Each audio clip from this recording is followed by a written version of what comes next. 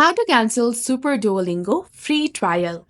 Hi guys, welcome back to our channel. In this video tutorial, we'll be discussing about canceling the Super Duolingo free trial. So now let's get started. First of all, what you have to do is simply go ahead and launch any web browser on your mobile device, or you can also use the desktop version.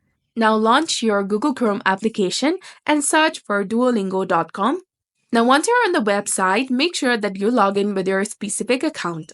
After you are in the homepage of Duolingo, tap on the profile icon in the bottom right corner of the screen, and then click on the gear icon in the top right corner of the screen to access the settings. Now scroll down and locate the subscription option.